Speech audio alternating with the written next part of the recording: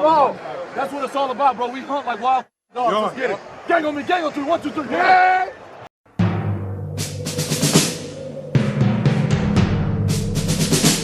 The autumn wind is a pirate, blustering in from sea. With a rollicking song he sweeps along, swaggering boisterously. His face is weather-beaten. He wears a hooded sash, with a silver hat about his head, and a bristling black mustache. He growls as he storms the country, a villain big and bold. And the trees all shake and quiver and quake as he robs them of their gold. The autumn wind is a raider, pillaging just for fun. He'll knock you round and upside down and laugh when he's conquered and won. Obviously, all the attention has been on the firing of offensive coordinator Chip Kelly this week, and for good reason. Coaching-wise, he's the biggest reason why the Las Vegas Raiders are sitting at 2-9 right now. The offense is horrible as they're number 30 in total offense and tied for dead last in scoring offense.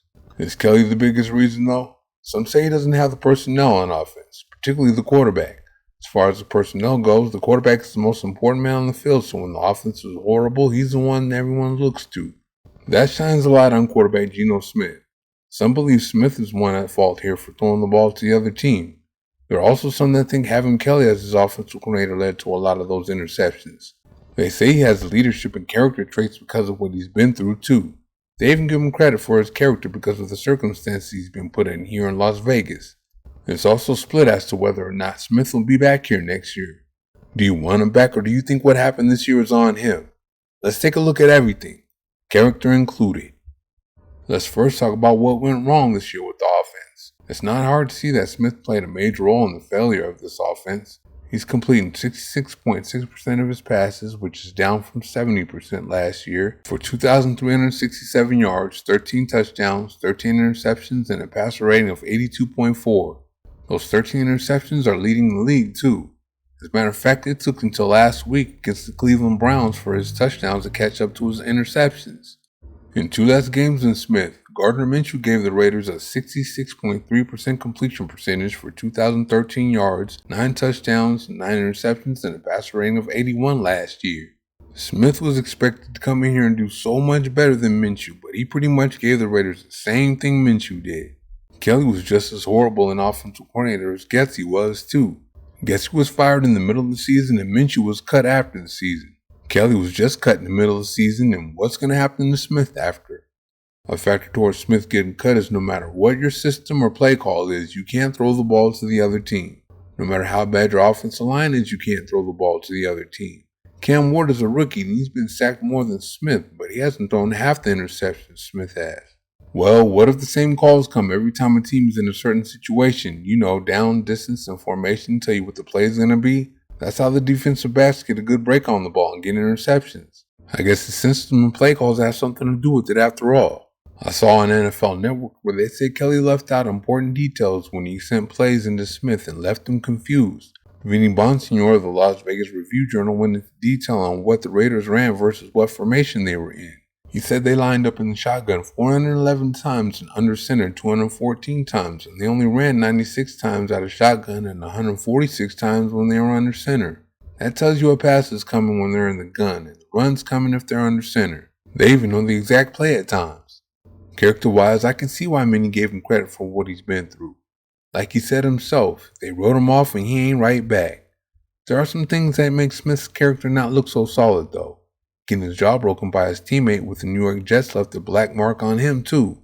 His teammate asked Smith to go to a football camp for kids, and he agreed, so he spent $600 on Smith's plane ticket.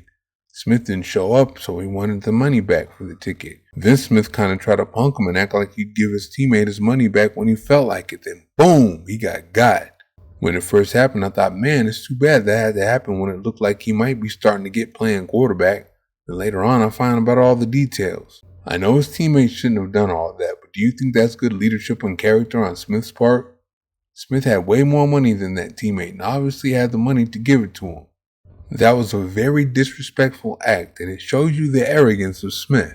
I don't know where on this planet it's safe for you to hold up someone's money like that. Smith eventually became a free agent and made his way to the Seattle Seahawks to back up Russell Wilson. Wilson had grown to be quite full of himself after head coach Pete Carroll coddled him into being that way. Carroll had grown tired of Wilson by the time he brought Smith in, so he spoke life into Smith, so to speak. He was grooming him to eventually take Wilson's place, so I'm sure he passed a positive affirmation or two along the way. Then when Carroll felt like he was ready, he went ahead and traded Wilson, and Smith took the Seahawks to the playoffs. Carroll is who he is, so he created the same monster in Smith that he did in Wilson.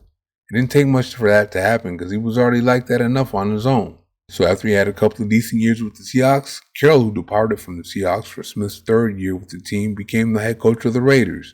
Then of course he made his way to the Raiders and signed for $75 million for 2 years. So you tell me, did Smith just turn back into who he already was, or did the money make him any different? I don't know, they say money doesn't change you, it just makes you more of who you already are. Whatever it is, there are some things that he's done recently to make you question his leadership and character. The first one was when he was arguing with a fan at a youth league game and he said, "That's why they pay me the big bucks." Okay, you can overlook that, but what about when the Raiders played the Seahawks up in Seattle in a preseason game? He was coming out of the locker room and a fan had a not so flattering sign up about him. Of course, Smith didn't like that sign and he gave him the middle finger. I'm not gonna lie, I didn't think too much of it when it happened because he was a fan of the enemy. However, do you want to see your franchise quarterback caught up in crap like that? Oh yeah, and it does get worse. After the Raiders lost to the Browns last week, a Raider fan jeered him as fans usually do when they see such a horrible effort by the team. And what does he do? The same thing he did to the Seahawks fan. He gave him the middle finger. Smith's in violation for that. This is a Raider fan that paid money to see him play well and the Raiders win, but neither happened, so of course he's pissed. Smith's supposed to be one of the faces of the franchise and he couldn't take that? Do the Raiders want that representing them? So what do you think?